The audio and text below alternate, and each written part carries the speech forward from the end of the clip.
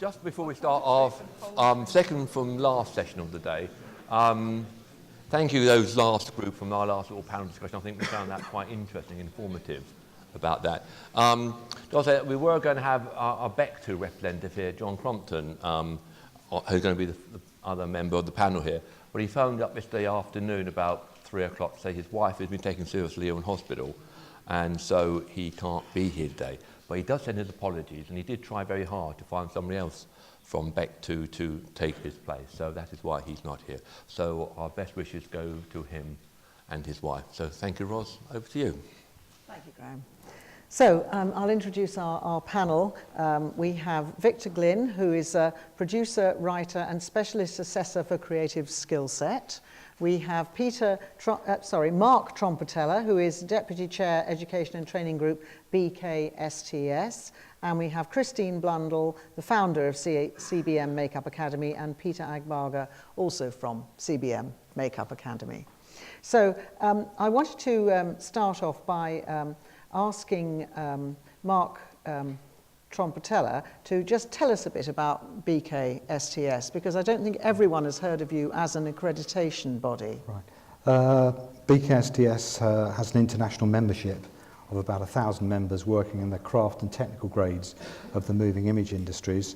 We're not primarily, an accredit. We're like skill set in a way, in as much as we accredit a broad range of courses. Going back to HESA, HESA is the government body that kind of oversees accrediting bodies and grants the ability of professional bodies to accredit courses, higher education courses. And like skill set, we have the ability to accredit courses, and our procedures and policies have been approved by HESA. Skill set, obviously, it accredits 166 courses, 68 of which are within the moving image industries. If you want to compare us with skill set, we accredit only 18 courses at graduate and postgraduate levels, and we have a relationship with 6 higher education institutions in the UK. And do you mostly do film rather than TV? There seems to be a preponderance currently of what we accredit tends to be film orientated, although we do have 4 courses in the area of broadcast engineering, and we have a TV course, TV production course, that's run in collaboration with the BBC that has some sort of units delivered by the BBC as part of our portfolio. And what do you see as what needs to change, which is the reason we're all here?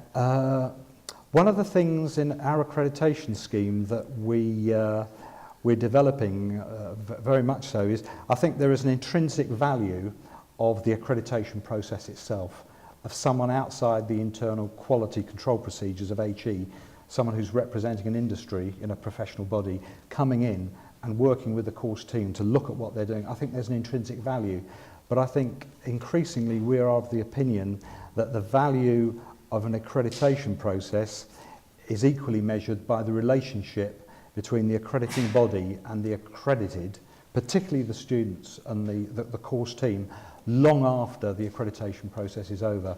So we have about 4 events this year that we're offering that are particularly targeted at the students, and we're even at the stage where we last week at the Groucho Club, and we went on to MPC, we're meeting students at year 1 and at year 2. We're looking at, and we're bringing students together from the various courses, student reps, and so we're kind of working on that area. It's not sufficient just to have the kite mark, it's what happens between the accrediting body and the team after the kite mark's been awarded. And Christine, you founded your own academy. Yes, we opened up CBM Academy, I think about 7 years ago. Now, a lot of the reason on opening the academy was because we felt that the training in the industry wasn't up to scratch. I mean, I can only really talk for makeup and the makeup and hair side of it all, but I know there's a thing across the board. I kind of found it that people were kind of coming to us as trainees, and they were being taught things that weren't valuable to us out on set. So, we kind of like configured a course that we just felt was much more geared towards that. And really, it's more that sort of thing, like you said, a very valid thing about once they finish the course, it's that thing of where do they go from there? And it's actually, you can't just sort of say, okay, that's it, goodbye. There's got to be a follow-on plan for people, however they get into this industry. There's got to be a follow-through thing to make sure that they're not just left to either run too fast or not be able to sort of say, okay, you're now at a level where you can sort of officially say that you're at the next stage of your training or something. And how did you train as a TV makeup artist? Well, I come from a hairdressing background, so I actually had a hairdressing salon before I well, so I was officially a hairdresser many years, 25 years ago. When I sold up my salon, I did a short course, a 3-month course at the time, because there's no other way really at the time to get into it. It's that, like, the BBC weren't doing their courses, you know, it's very hard to get into. And Peter, is there a problem though for TV makeup artists? Because quite a few places, I mean, ITN stopped having makeup artists. I mean, Sky still has makeup, but lots of places make you do your own makeup, which is unhygienic. Anyone who's ever seen that sort of toolbox full of dirty bits of cotton wool and old makeup will know it's not to be recommended. Well, the BBC has stopped as well. So there are obviously universities, there's theatrical makeup to do long courses or short intensive courses that we do, and other private schools do as well.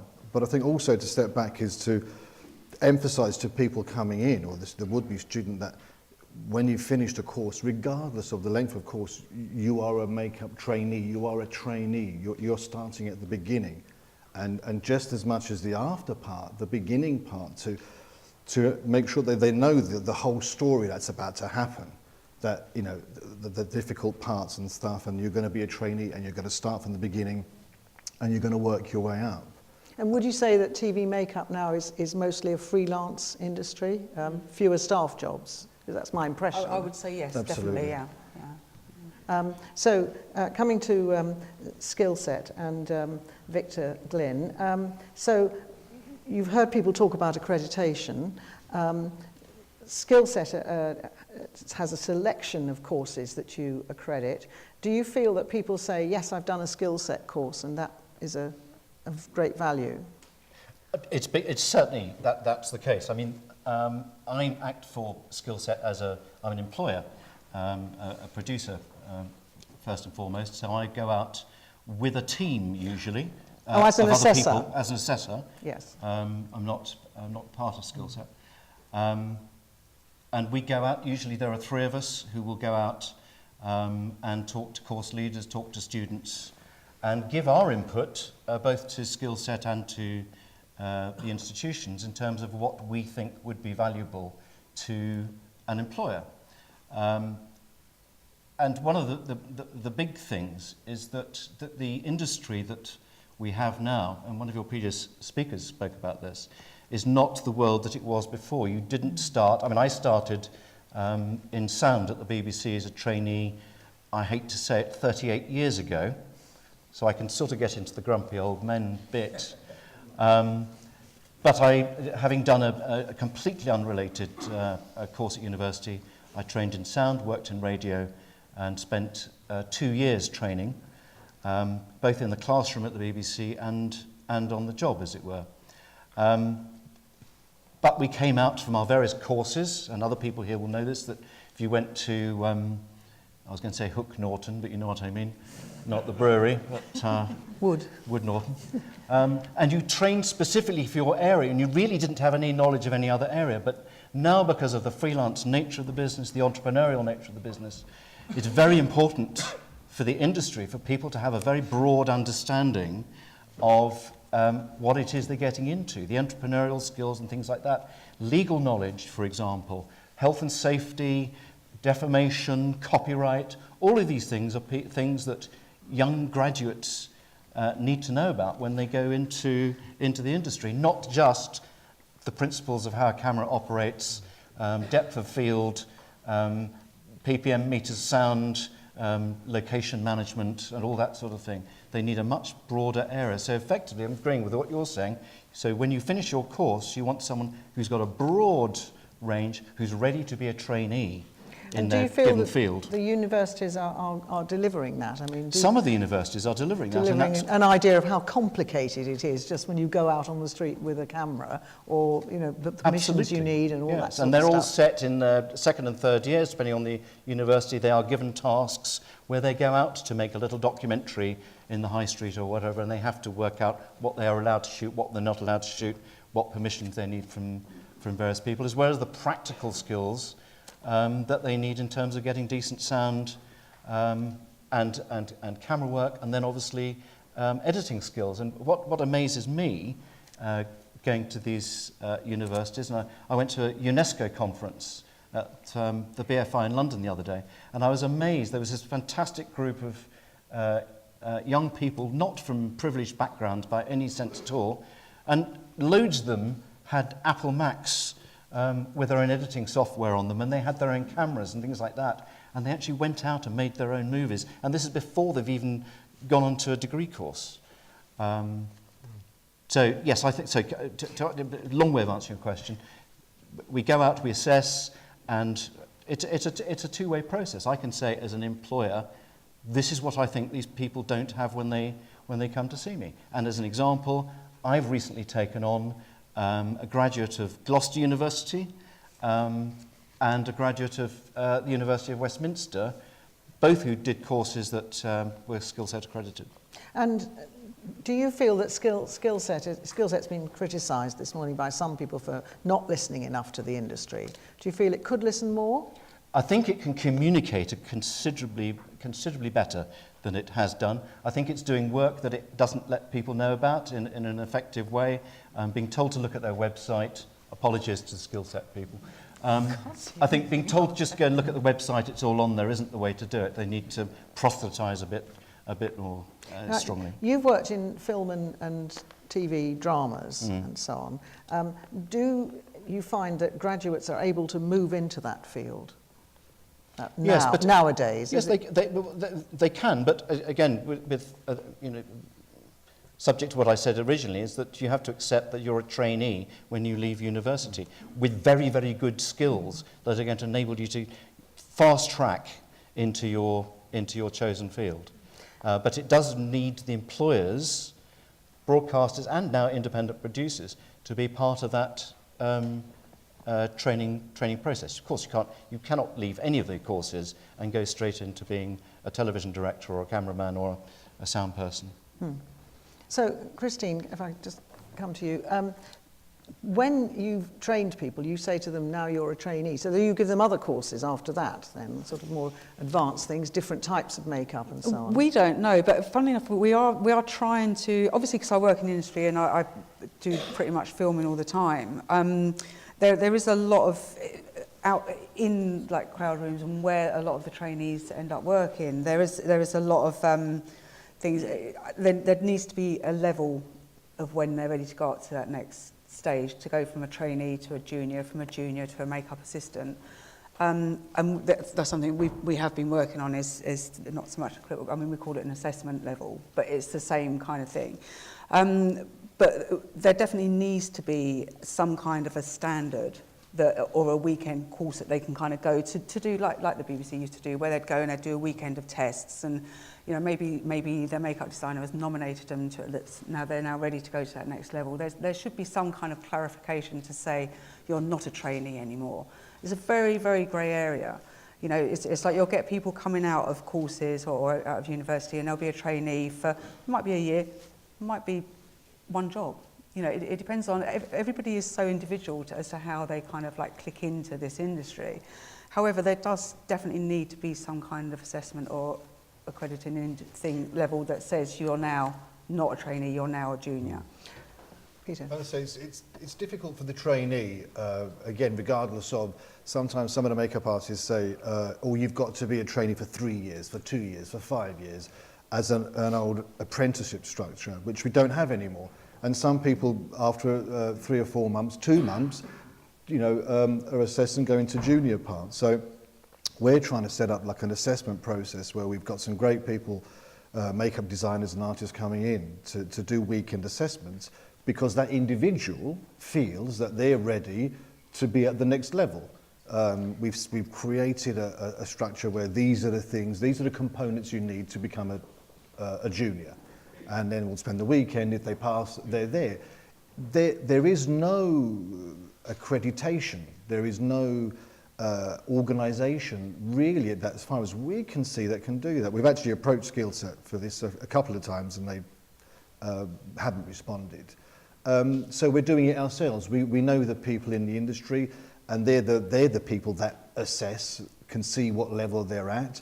And even though it's still not official, that piece of paper, but by having Jeremy Woodhead, Christine Blundell, Naomi Don, etc., their names on there, that they recognise that so-and-so is a junior level, we feel that that's so good enough. You feel that there hasn't been any structure at all, really, for TV makeup, or not very much, apart from I was trained by the BBC, say, or something like that. Yeah, but nowadays it's a case of you know, sadly, ours is, you know, people will do a course, even if they've done MBQs or whatever, they'd still be expected to do a concentrated course somewhere. But there needs to be some kind of a guidance as to where that goes afterwards. And when you talk about makeup, are we talking about studio makeup for general shows and news and so on, and also then there's stage makeup, and then there's the makeup for films where you're putting it's kind of across the board. I mean, noses and all it's that. Film and TV makeup. I mean, it's you know, it's covers every. So it includes drama. Yes, in that absolutely. way. It goes from still shoots right across to films to theatre. It covers everything. So coming back to you, Mark, the thing that seems to be coming out and has come out in some discussions, not here but in other discussions that I've been at, is that people have said that some of the accreditation is too expensive. Is yours as expensive as Skillset? No, it's. I think we come to accreditation from a slightly different point of Skillset. We do, in as much as we have been told that our accreditation seems to be as rigorous in all the right places, but we don't have the overheads, obviously, of Skillset. We're a professional body, and our accreditation comes in at about between a third and a quarter of the price of Skillset. A lot of the assessors, we pay them a per diem of £50, you know, and they do it because they want to do it, because they believe in it, and things like that. So it's not as expensive. It's coming from the standpoint of a professional body with a professional membership, with and once the course is accredited by us, then a member of the course team becomes a free member of the professional body for 5 years. The students can attend you know, events that we hold. We held a conference on 4K recently. We've got an event coming up with Dolby and things like that. So we try and build a relationship with increasingly the students and increasingly at earlier levels, because we were only meeting the students really at graduation shows and things like that, and it was really too late. And so, yes, we are cheaper, and we come at it at a different point of view, and I think we're trying to grow the aspect of, to make the assessment process, the accreditation process, rigorous but user-friendly as well, to praise course teams where they're getting it right. And there's some fantastic work going on in the universities. You know, some of, you know, and there's sometimes a misapprehension under how, you know, what the purpose of the university is and what its remit is, and it can't, you know, try. And so we're complementary, we're an alternative to. And Victor, do you agree with, I mean, what do you think of this criticism which is sometimes made by some universities that Skillset is, they say, very expensive per course, sometimes £30,000 per course? I think in the great scheme of things, it's, and I would say that, wouldn't I? I think it's pretty good value for money, given the intensity of the work that is actually done, and the hours and hours and hours that are involved in a single assessment. I mean, anyone here who's been involved in it knows that it's an awful lot of work, in addition to whatever the fee is, for the university itself, to explain what they're doing. And I know that can sometimes be a burden, and there have been a couple of instances where I know the timing hasn't been spectacular from the institution's point of view. But it is an extraordinarily vigorous process, and labour intensive, and as a consequence I think it means that you've got something incredibly valuable at the end of it. I know from being on both sides of the process. I also teach at university, so I'm aware of the complications that exist there as well. Of course, it's not perfect. No system is perfect, and it needs to continually improve. And I think that one of the areas that you guys have touched upon is the continuing input after the process, continuing monitoring, both with students and with the university, and getting employers' input to what can be done better in the future. Because of course, everything can always be done better in some way. When you're working on productions, do you ever find that people turn up who turn out not actually to have quite the range of skills that you expected? I mean, is there a skills gap, in other words? I interview a lot of people who we don't give work to.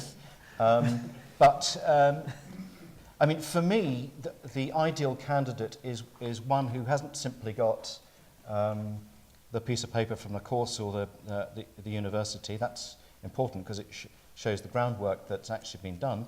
But I want to have if someone wants to be, I think it was David Croft in the previous session saying, people say, I want to be in TV production, which is a disappointing sort of response. But someone says, I want to be a director, or I want to be a lighting cameraman, or I want to be something else. That's a very interesting conversation. But I would then expect them in an interview to be able to tell me shows they've seen that they're passionate about. You referred to CSI earlier on. I'm also very keen on that, and NCIS, I'm afraid. But the craft skills in those shows is sublime. It's absolutely fantastic. And I want the young person I'm interviewing to be able to tell me why they like NCIS or don't like NCIS, and why they like Waking the Dead, or why they like, it can be the X Factor, I don't care. But I want them to talk in a passionate way about why they want to be in telly and what it is about that particular show they like or dislike. Peter? Forgive my ignorance, once a university or something has been accredited by Skillset, how long does that accreditation last? It's up to 6 years. It depends on, and correct me if I've got this wrong, Ruth, St John, but I believe it's 6 years if it was an easy process. Sometimes it's a shorter accreditation because it's something that needs constant monitoring. And how often will you go back to that university in that 6-year period? Again, it depends on how seamless the process was to start with, and how much a lot of institutions want us to go back and monitor them, and that's something that is a good thing to do. I think particularly with the students, to go back, someone mentioned the 5-year date. The 5-year date's this is one of the sessions this morning. 5 years really is the benchmark for has this person succeeded in breaking into the industry. I was talking to somebody over lunch, a gentleman here who is a film editor, and he was saying that he was a trainee for 5.5 years in the good old days of Alan Sapper. Some of you will remember him. And he only became an assistant editor after 5.5 years, and then an editor many years after that. But 5 years generally is the right date, because you can get statistics from the Higher Education Statistical Authority that will say that 60% of the students are in work, and we want to find out whether they're working, as you say, for ASDA, or if they're selling tickets at the Odeon Cinema. Are they in the business? But they have to have time to get through, and that's really the point at which you can measure the success or not of the course. But obviously you have to monitor it during that process. So when people give you their CVs, do they put on it that it's a skill set course that they've done? Absolutely. So yes. That's important for them. Yes, because a lot of them will have chosen that course because it had this the tick in the first place. But my point here, forgive me, Victor, it's just that, the university pulls all the stops out, skill set are turning out, looks great, you go, there's your, we sign, it looks good, and if it went smoothly, you don't go back for 6 years, their standards have dropped. There's probably no instance where no one has gone back at all during that period. All I'm saying is that often there are things where they say, we will come and check you after this particular thing. But there is constant communication between that. Yeah. But it won't involve, 4 people turning up and sitting there for 2 days. But the standard, but I don't know, for me, we're talking about the value of accreditation, and this is where, for me, I struggle with this all the time, because of, we, a private school, but, which makes it kind of more personal. And we've got to constantly, we weekly monitor, are we doing the right thing? And we have discussions. Are the courses right? Is that right? And everything. There's a constant data flow. So it's not as if you've got it now, go away. So Skillset asks for a statistical return in terms of attendance and all those kinds of issues. Yeah, right? yeah. And is there any sort of viewing of work each year of the output? There is, absolutely. Right, And there so, is, okay, yes, yeah. and We do the same, yeah. And random, you want to Yeah, see 6 yeah. movers or whatever. We organise, for the past 6 years, all our accredited courses, we organise an event at BFI South Bank, and it's an occasion for students to see their work on the big screen at BFI. But there's a covert agenda for us as well, because the Education and Training Group can actually monitor the output, and it's very good also that one, if you're a student on an accredited course or a member of staff on an accredited course, the fact that you've got colleagues around the country. I know Nahimi do something very similar, but it enables us to actually see the output from that particular course over a 5 on an annual basis, and I think that's quite valuable. And so I think it'd be very interesting to do. I mean, it's an idea. It's one to say all these things in progress, but the idea of every year having a screening somewhere of selected work for the public of skill set accredited graduates or something could be. That's something we do. Quite good. Something we do at Beakhurst, yes. Shout if we do it already. Sorry. No, Quiet. nothing happened. No. I suppose that one of the things is that I need to ask you is, what do you think, Victor, that the universities and Skillset and the manufacturers and everybody could do that they're not doing now? I mean, we're here to look at the value of accreditation. How can accreditation be more valuable? I think more employers need to be encouraged to engage than they do. There's a wonderful group of employers who do, including the BBC, and we heard Sky, and regionally some of the sort of the regional newsrooms of the ITV companies get involved, and some of the big production companies, the super indies like Endemol, have made a fantastic contribution. But I think more employers could be involved in that and give us more input than they currently do. I agree. I concur. I think to make it's the same thing with the degree, as you sort of said. The piece of paper isn't the piece of paper is important. The mortarboard is important, but the employer is really looking to what has that person done during that 3 years that's directly relevant to the needs of the employer. Similarly with accreditation, the kite mark on it in itself is worth something, but it's what lies behind the kite mark. I think if employers and industry were to engage with the accrediting bodies and focus activities so the students get more direct industry engagement, and as I say, we're trying to develop that ourselves in our own way, where we've literally last week we took some representatives, first year course reps, to MPC, and they MPC employ 1,000 people worldwide, and they met at year 1 and year 2 level as course reps.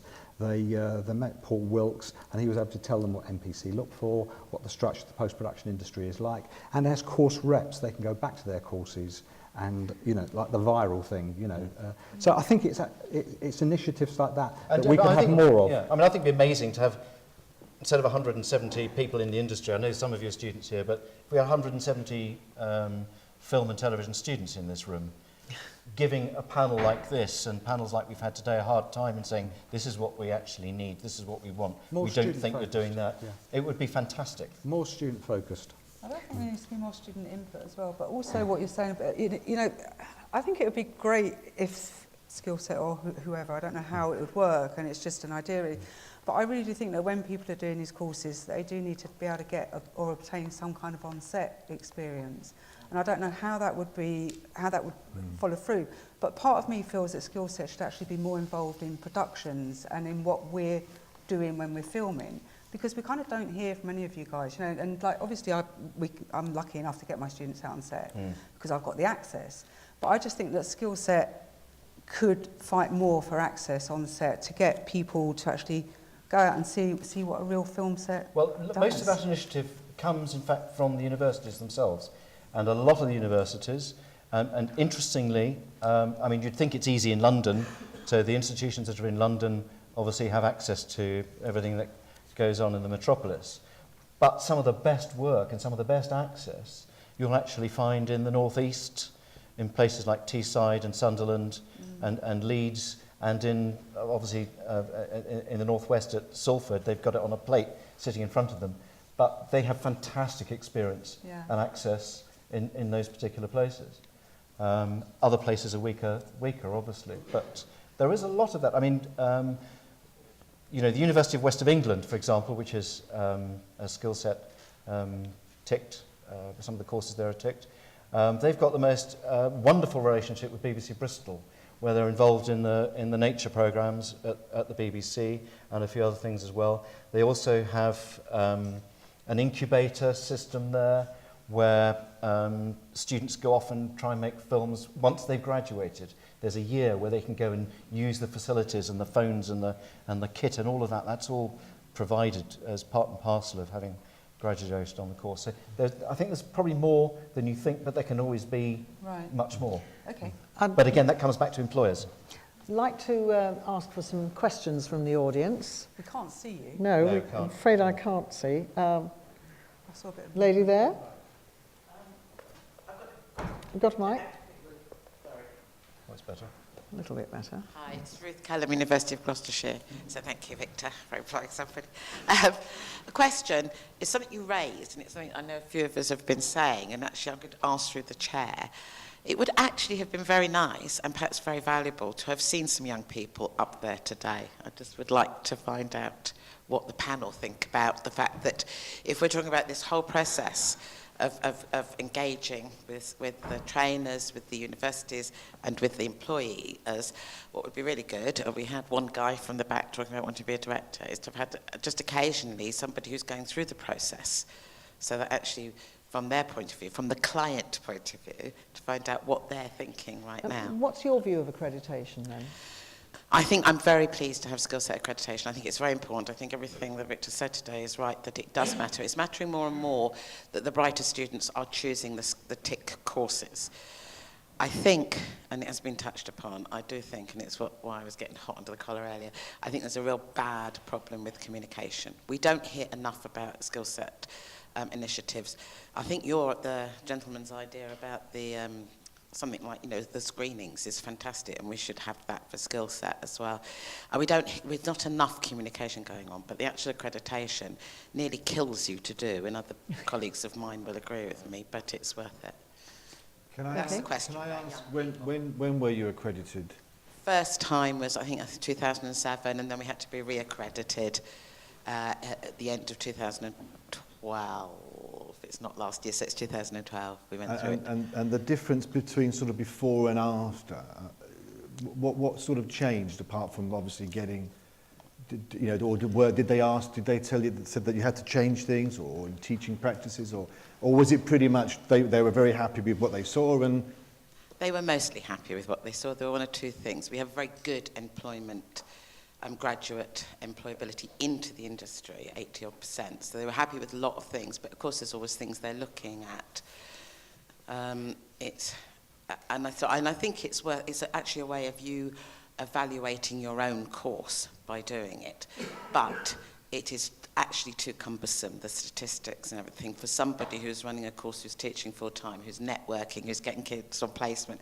It's too much, actually, what's demanded, unless universities can give us another member of staff to take over. Gentleman down the front here. Phil Bassey, University of Derby, formerly at Teesside. I just want to pick up on what you're saying about the value of skill set. When I was at Teesside, I was part of the process. Victor came in and sat across. But you have to think that they're also an ally, because, one of the first things Victor will say was, what was the last production you made? Who's actually teaching on the course that has made a production last month? And if you look at the sort of like money that universities are paying per hour, it's very difficult to pull in people, experts, that can teach that at that time. So it does give you power to actually do what you want to do. And also it's very robust, and they ask questions. Well, why aren't you doing this? Why haven't you got more professionals in? Why can't you do this? Well, because they won't give us the money. Okay, we're going to write and get this sorted.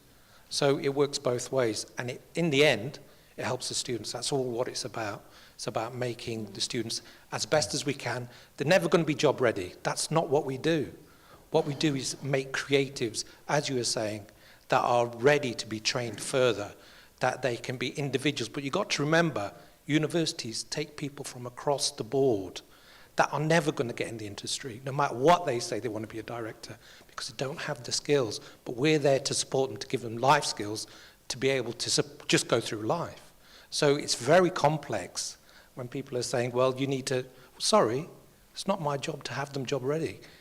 It's my job to get them to as near a point as I can, but to make them creative and valuable production staff across whatever area they want to go in. We sort of like just part of the jigsaw. We give them the bullet points, they fill in blanks alongside industry, and hopefully if industry actually wanted to dip in their pocket a little bit more, I'm sure all this would get sorted out a long time ago. Sorry, can I just follow up on just very quickly one of the things you were just mentioning there? Because one of the other things that's part of this is that you would have, if you've got a skill set to take, you have a local consulting board of the great, you had a very scary one at Teesside, but fantastically strong people from the industry who can open doors and actually, as a continuous thing, question what you're doing, question and support what you're doing at the same time. It's a good point. Forgive me. A good point that you raised about, teaching them life skills. You can only, there's only a certain amount of time per day to teach them. For us, it's hair and makeup or whatever. What surprised me has been people the total misunderstanding or have no idea about being self-employed even, and what that means. And I was quite startled by, well, what do I do now? What does it mean? And then they've heard about there's an accountant, and then obviously you allay their fears that it's quite straightforward. But I'm quite surprised by It's a shame a colleague from Bector isn't here, because they, that they have got some valuable resources and can provide input and guidance in all those areas. And perhaps they're not used as much as they are. Sorry. No, I'm just saying in a lot of the institutions, budgeting and doing all that stuff is part and parcel of what you're trained to do. And obviously that's a big element that skill set looks at. Are they being given life practical, self-employment, freelance skills and knowledge as part and parcel of it? Because that's what you're going to be doing. Just there, yes? My name is still Dick Hibbard. I would like to ask whether the accreditation is worth the paper it's written on. Well, the reason why I pose this question is there is no accountability for crap camera work or craft work on any area. There's nobody you can talk to and say, this is rubbish, do something about it. So whether the people who are doing this are well accredited or not, if you write to the BBC, you don't get an answer, you get fobbed off. It's absolutely bloody pointless. And do the general public know or care whether it's good or bad? Nobody notices whether we've got a soundy or we're just using camera sound. No, I mean, it's rubbish. It's all out of sync. Nobody says anything about it. You try and communicate with the BBC. And the last letter I wrote to the BBC, they said it would cost too much money to find out who the cameramen were on this production. It wouldn't be the best use of the licence payers' money. I bloody ask you. Again, I think it comes back to some of the discussions that we started the day, and I think there's this business that, on the one hand, we had a presentation where we were shown stills of imperfections in terms of what's being broadcast, and there was almost a direct link being made between the graduates coming out And we tend to forget, there are people in the control gallery, there are commissioning editors, material that's going to be broadcast has to meet certain specifications. I think the obligations of the broadcasters, the people who are supervising the camera people, they're all part of this as well. So I think that business of the industry inputting, having some responsibility for training, and that graduates aren't sort of employer ready in that sense, but you've got to give people good quality candidates to work with. So I think there are colleagues who are actually letting this stuff go through that aren't actually in universities. It's beyond that. Yes, and there are people who don't know how to do it, and they're told, oh, dress the set. I mean, I know people who are working in production, just told, dress the set. No one's ever told them how to do that. They started as a researcher, and they became a producer. Nobody told them how to do set design, but somehow they're expected to do it. And that's why sometimes you turn on and you go, ooh, even those of us who've not been taught set design can see when it's really bad. So I think there's an element where there's a whole load of training didn't go on a few years ago, not there's just the now. There's probably more training now than has been. In job, Another question down there. If there's anyone at the back, can they? Hi, Nick Bamford, course leader, BATV, Bournemouth University. We went through the skill set reaccreditation the year before last and got our tick eventually. It was a massive imposition, as I'm sure all people went through the same thing know. It was a massive amount of work. What slightly concerns me is that I give presentations at our open days to maybe 80 or 90 parents and prospective students in a lecture theatre, and I always announce the fact we're a skill set accredited course. And I just ask people, how many of you have heard of skill set? And in general, about half a dozen hands go up at most. So can I ask what skill set is doing to promote themselves and their brand to the people who are at the point of choosing the courses, and therefore the value we as a university are going to get from that in terms of people coming to us because they know we're one of the accredited courses? Well, I can't speak for the management of skill set because I'm an assessor, but there are a couple of people here, one of whom might like to volunteer to ask the question. St. John?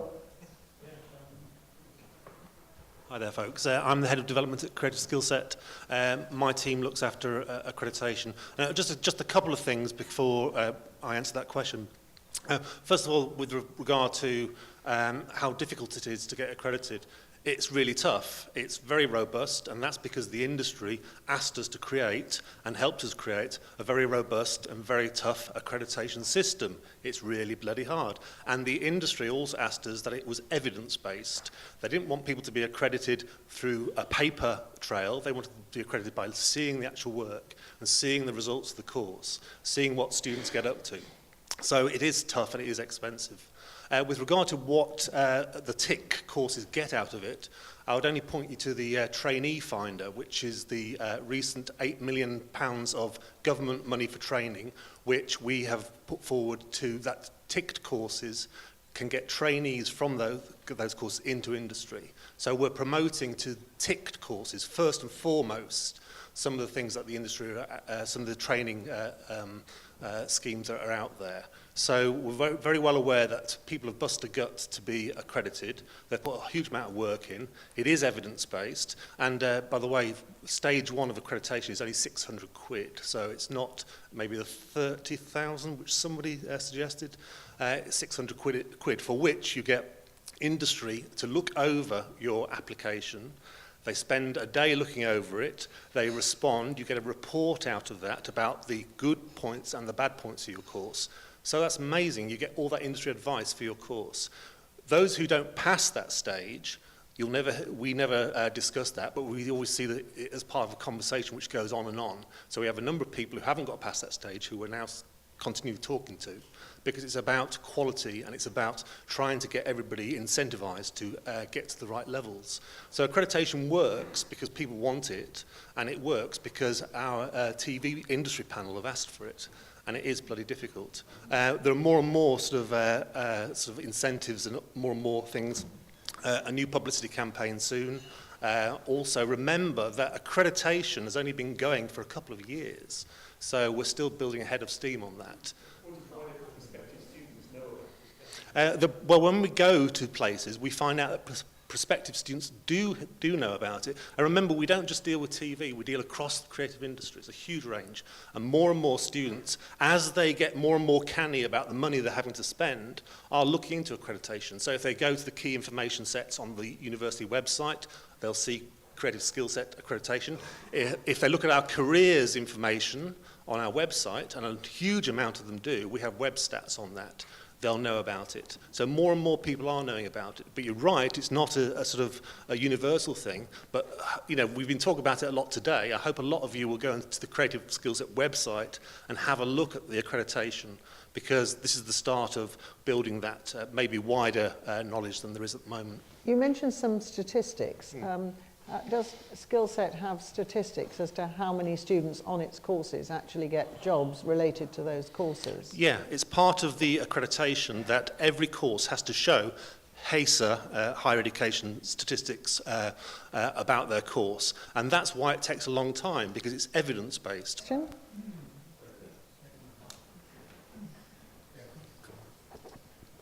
Hi, I'm in quite an interesting position actually, because I'm a third-year student studying a broadcast technology course in London. But in addition to that, I also work pretty much full-time as a projects engineer. And I understand the idea behind kind of getting a course accredited, and it seems on the surface like a good idea. But when I was applying for university, firstly, I would never apply for a course just because I get some letters after it. It doesn't make any sense to me. I picked the uni based on how the course looks in kind of other websites. You know, does the course fare well? Do the lecturers look good? And another thing I've kind of noticed about my course there are some absolutely fantastically skilled people that I have an absolute pleasure to work with. But if I'm being completely honest, there's perhaps people on my course that don't work as hard. And I find it interesting that, you know, they can brandish the same flag as me if they're not putting in the effort. So surely accreditation could appear on the individual as opposed to the course. Because I could argue, you know, I can walk out of my degree, hopefully the first, and say, yes, I have a degree in broadcast technology, but somebody could walk out the third and do the same thing. So what sets me out from them? Because I don't see how accreditation kind of... You as an individual when you walk in the room. Yeah, exactly, because it's all well and good having, you know, BKSTS or something after the course, but what does that mean to me? Because the guy with the third and the guy with the first has still got it. I mean, what's the definition, what's the line between those two? Well, you might get an interview and they don't. Yeah. If you've got a first. Yeah, you'll get the interview. Yeah. And then you'll get the job, exactly. It's very much about the individual, and I think it comes back to a colleague from the Makeup Academy. If the industry feels that after someone has been employed for a period of time and can prove that, you know, whether you then accredit the individual, you know, there is, you know, whatever system you use, it's like a driving license, isn't it? Or it's completion of an apprenticeship, or whether it's letters after your name, whatever system you use. That's a work in progress. You know, I don't know what the outcome of today's talks would be, but that is an idea, isn't it? This business of marking someone after completing 5 years in the industry or 3 years in the industry, and I think that would. It's kind of an individual assessment, really. It's a work in progress. You know, the young man just said that. You know, he's worked hard during university. He's going to continue working hard, and organising his organisational skills, his planning, etc., will find him the jobs, and he'll get the jobs. Whilst the guy with a third who didn't bother turning up half the time, he's not going to be bothering to write down plans and drawings and sorting out his day. So that's that part. But is that something you'd be happy to have your logo on? If somebody has achieved a third, they could still kind of walk around saying, hey, guess what, I'm BKSTS or I'm skill set accredited. Is that something that you'd be comfortable with? I'm not into validation. I don't really, still don't, even after we've been talking now, I don't really fully grasp it myself. That's really not an issue about accreditation, because people graduate from a university. They've still got the degree. They're still using the university name, whether that's accredited or not. And you're always going to get people performing at different levels with different levels of motivation. And again, it's very often the business that it's the idea that sometimes your first job may be on a week's contract. And at the end of the day, the employer in the initial stages, when they're taking someone on, is looking for corroborative evidence in that first day's work, in that first week's work. And I know, you know, when we were at MPC last week, they were saying the number of people who they employ, the greater majority of people they employ are on 1 year contracts, 6-month contracts, 3-month contracts, and their first week they're on a 1-week contract, and that corroborative evidence of whether you can do the job or not is it comes across really quick. It comes across really quick. And it's the same with digital image technicians on set and things like that. You can either do it the moment you screw up, pardon my language, a few minutes worth of footage, you're out. Yeah. That's the evidence there and then. So whether you've got the tick or things like that, they're important issues, but you're always going to have that difference between people. Christine, you want to? Sorry. No, sorry. I was just totally agreeing. I mean, I have a lot of trainees, and I get as many trainees out as possible. I would always know, even when we're doing the course, throughout the course who's going to survive it and who's not. And it is that thing at the end of it. They can all say that they've come and they've done this course. However, if 10 of them have done the course, you can pretty much guarantee that not all 10 are going to survive that first year. Because once you get out into the industry, not everybody has got that passion to do it. Not everybody realises the time you're getting up in the morning, the time you're getting there, the glamour that it's not. Everything about this industry, about how hard you have to work. I mean, I've come from set this morning. My group at the moment, the film we're on, they've done 7 days back to back. I know that's illegal, but we have to get the film finished. And, like a trainee, you will know a good trainee after the first few days of them being out with you. The ones that they think they're thinking for themselves, you absolutely know it. And they do add value. Not everybody's got it. It's that unfortunate thing that sometimes you can't even train people how to be good in this industry. It's interesting, when I've gone and done some of the, gone out and assessed and looked at courses and things, seeing, you can just tell in the group, in the classes, because they're doing things, extracurricular things outside what it is they need to be doing, but they're borrowing cameras, they're borrowing lamps, they're borrowing sound equipment, going off and doing stuff. And someone asked earlier on about, wouldn't it be good, as one of the panellists was saying, wouldn't it be a good idea if there was more collaboration, cross-fertilisation between different courses? Well, I can tell you that is absolutely happening in a number of places I've been to. Newport is one where the drama school and the film department actually work together. The actors from the drama school are in the films. Same thing happens in Aberystwyth, and I'm sure it happens in loads of other places that aren't in Wales as well. So. We have another question, final question. Someone right down the middle at the back.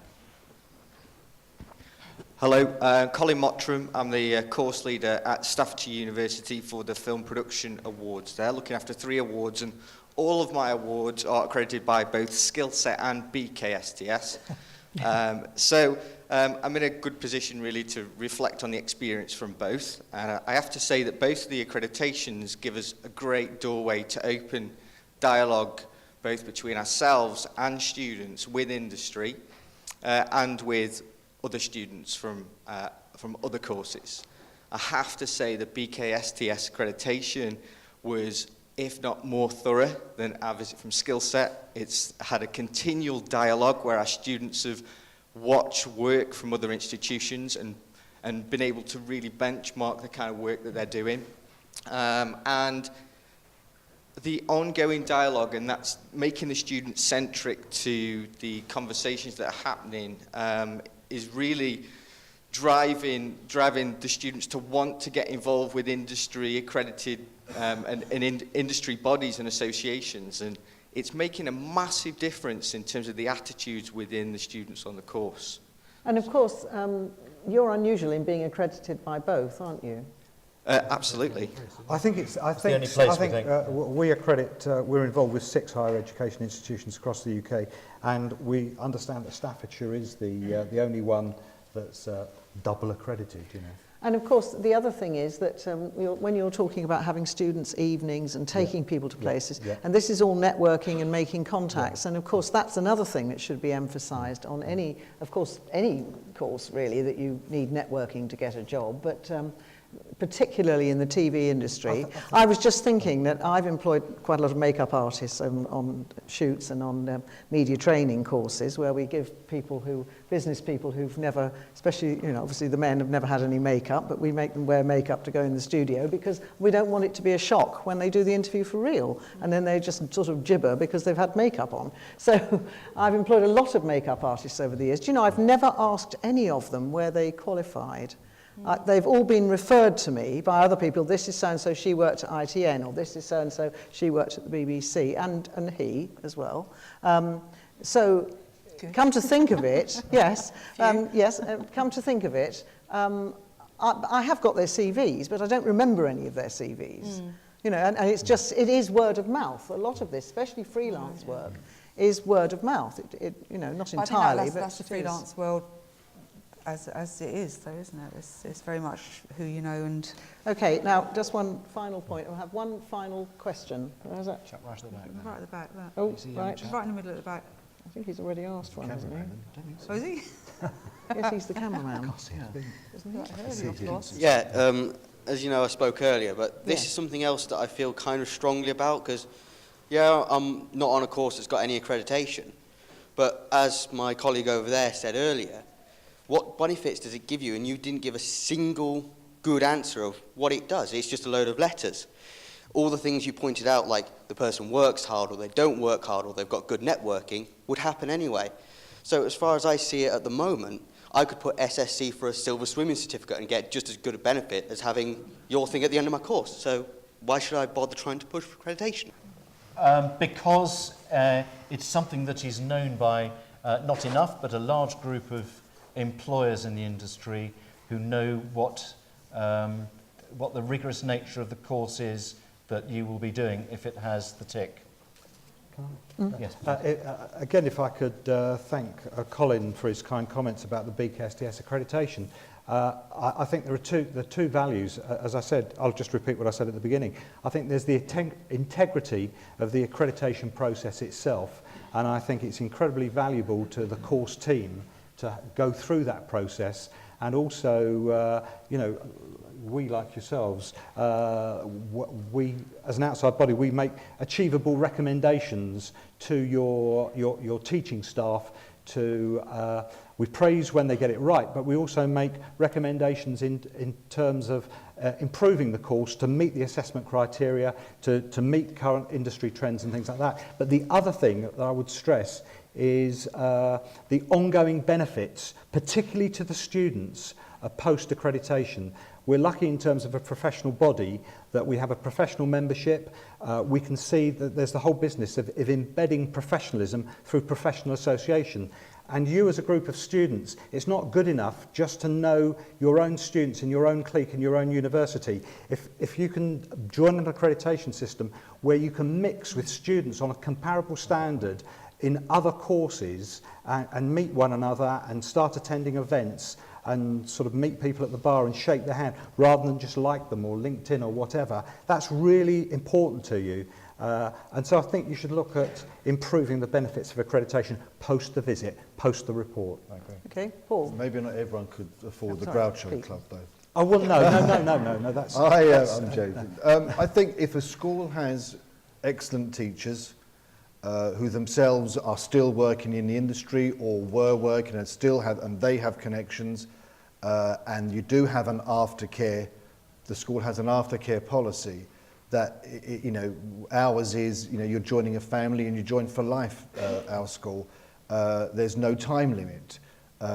Hopefully after a certain amount of time, you go off and you fly the nest, or you stumble and fall and you don't come back, whichever way.